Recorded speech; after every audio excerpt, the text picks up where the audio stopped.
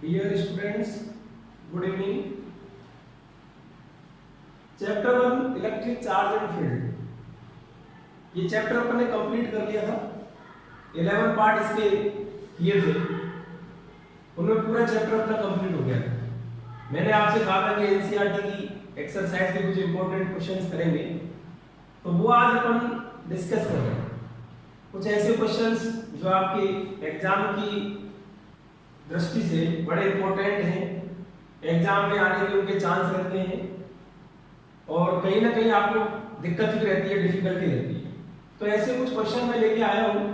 सबसे पहले आपकी जो बुक है उसमें एक एडिशनल एक्सरसाइज करके होता है और उसका क्वेश्चन नंबर 1.30, मतलब बुक का जो क्वेश्चन नंबर 1.30 उसको आज अपन डिस्कस करेंगे।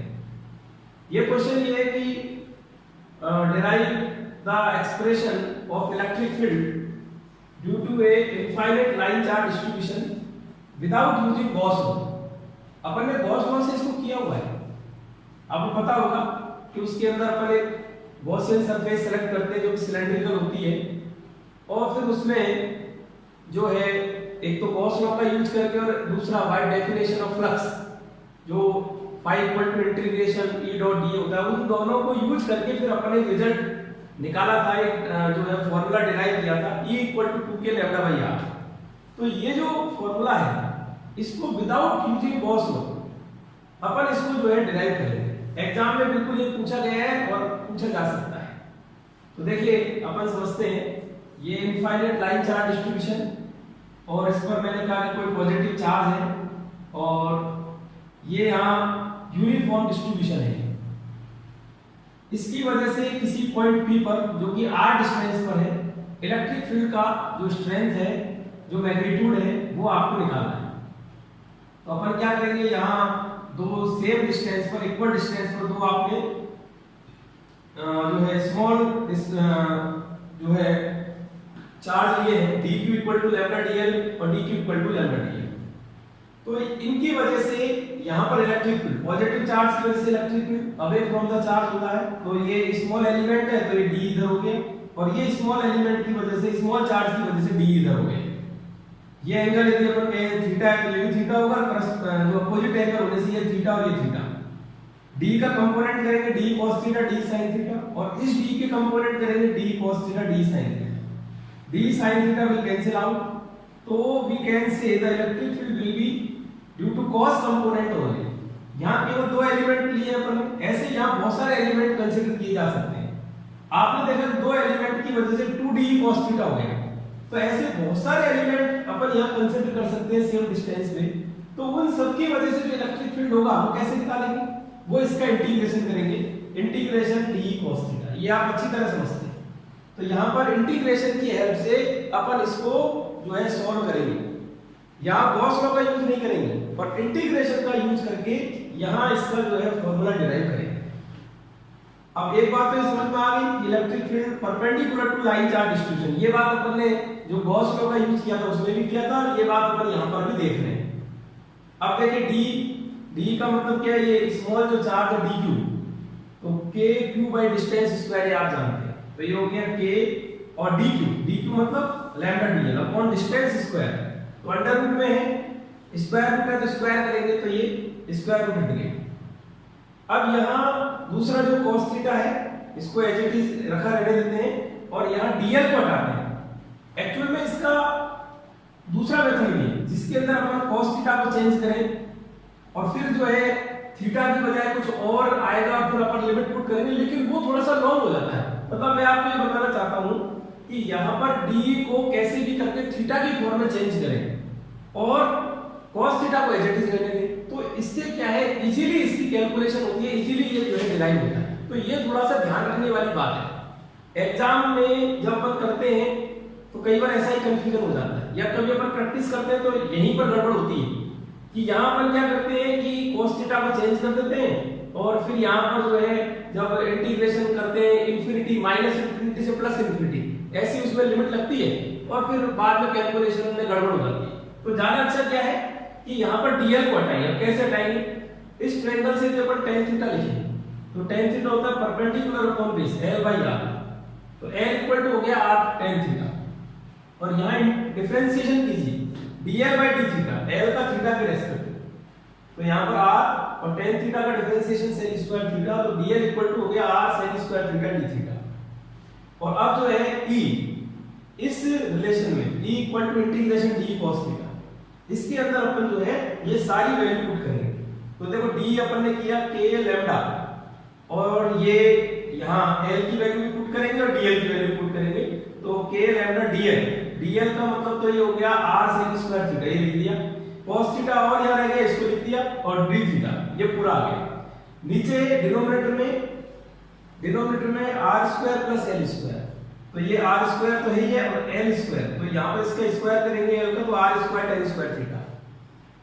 आगे क्या किया, k लैम्डा r और ये r स्क्वायर कॉमन लिया, 1 प्लस tan स्क्वायर थीटा, इसको बाहर ले लिया, और ये यहाँ पर ये sec square theta cos theta d theta, और ये r से r कैंसिल हो गया, k lambda by r 1 plus tan square theta, ये sec स्क्वायर थीटा होता है, तो ये इससे कैंसिल हो गया, cos theta d theta, limit.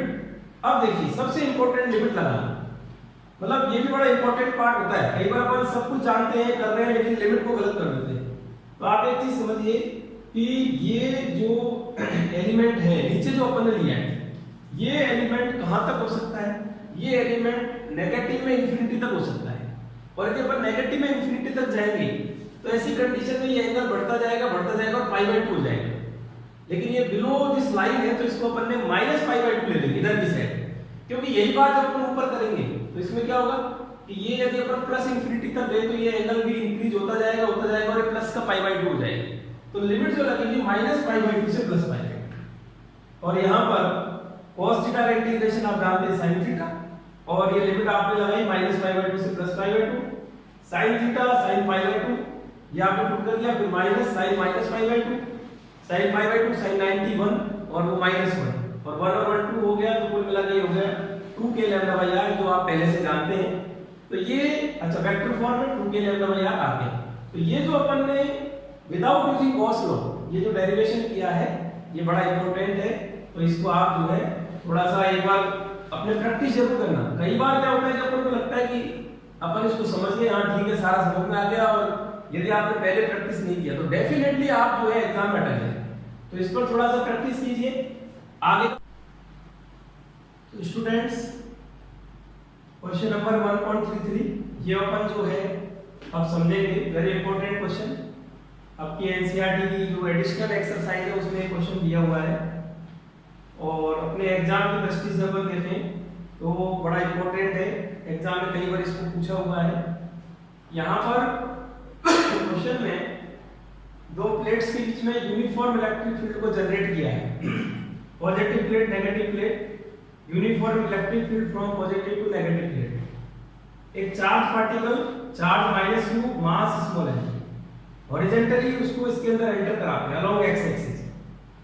Because of this velocity particle want to move along x axis, but because of force that is because of electric field the particle will go move upward, the particle start to move upward and finally the path of the particle will be like this which is parabola। अब ये जो parabolic path है इसको equation से भी अपन जो है इसको समझेंगे और जो है इसको वेरीफाई करेंगे कि ये पैराबोला ही है। तो ये रिलेशन ही आपको डिराइव करना है, क्वेश्चन जो आपकी बुक में दिया हुआ है उसमें इस रिलेशन को पूछा है या आई को इस रिलेशन को डिराइव करवाए। तो देखो कैसे इसका अपन डेरिवेशन समझेंगे। Along x axis initial velocity vx question में गिवन है, और आपने सेकंड इक्वेशन का यूज किया जो इक्वेशन ऑफ मोशन होती है x uxt + half axt²। Along x axis आपने इक्वेशन लगाई, फोर्स 0 है अलोंग x एक्सिस, क्योंकि जो फोर्स है वो अलोंग y एक्सिस है।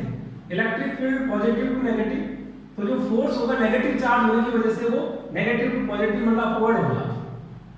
लेकिन x एक्सिस का अलोंग कोई फोर्स नहीं है तो एक्सीलरेशन भी 0 होगा। और ऐसी कंडीशन में आपको क्वेश्चन में दिया है कि लेंथ ऑफ जो प्लेट है वो कैपिटल L है, तो x की वैल्यू कैपिटल L होगी, ये vx हो गया t, तो t = L/vx हो गया। इसके बाद अलोंग y एक्सिस अपन ने इक्वेशन लगाई y = uyt + हाफ a/t²।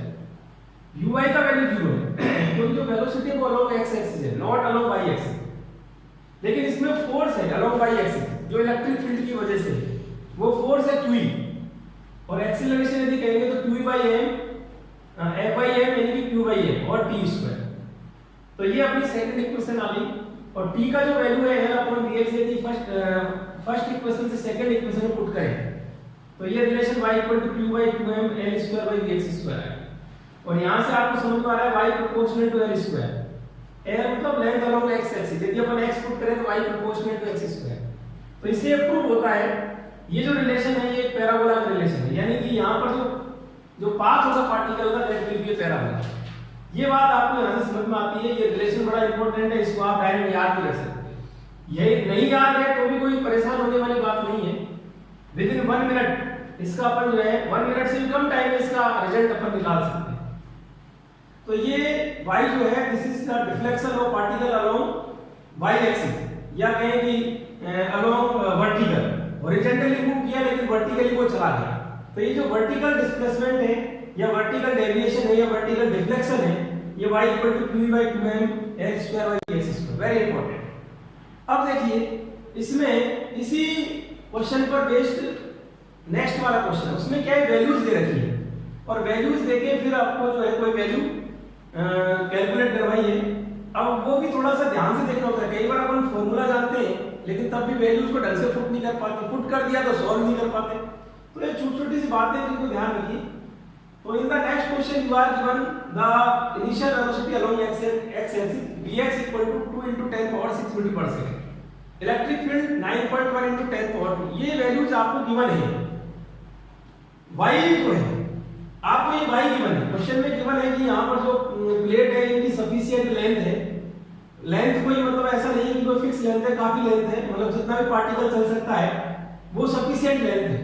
और ये y आपको दिया है कि पार्टिकल इतना डिस्टेंस अबव जो है वहां पर जो है उससे स्ट्राइक होता है, या यूं कहो कि क्वेश्चन में डिस्टेंस बिटवीन द प्लेट्स दे रखी है। तो ऐसी कंडीशन में अपन ये मानते हैं कि पार्टिकल को बिल्कुल बिल्कुल नीचे वाली प्लेट से टच कराता हुआ उसको जो है इसके अंदर एंटर कराया जाता है। तो ऐसी कंडीशन में जब पार्टिकल कहीं स्ट्राइक होगा तो वो y जो है वो डिस्टेंस बिटवीन द लेंथ होगी। तो ये जो डिस्टेंस बिटवीन द लेंथ है ये आपको गिवन दे रखी है, डिस्टेंस बिटवीन द प्लेट्स होगी। तो ये जो वैल्यू 0.5 सेंटीमीटर है, और आपको L निकालना है कि यहाँ पर ये अबव प्लेट पर कितने डिस्टेंस पर जाकर टकराएगा, इसका मतलब आपको L निकालना है। तो ये थोड़ा सा क्वेश्चन को रीड करो ढंग से, और रीड करने के बाद वैल्यू पुट करनी है। तो ये सारी वैल्यू आपने पुट की, ये सेंटीमीटर में है तो मीटर में अपन ने चेंज कर लिया, 0.5 into 10 पावर -2 हो गया।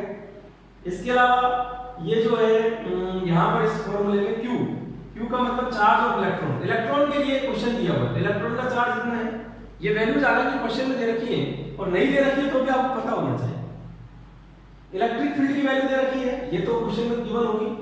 L जो है ये आपको निकालना है L स्क्वायर, ये 2m मास ऑफ इलेक्ट्रॉन, ये भी आपको पता होना चाहिए, 9.1 into 10 पावर -31, और यहाँ पर vx स्क्वायर, तो ये vx की वैल्यू आपको दे रखी है।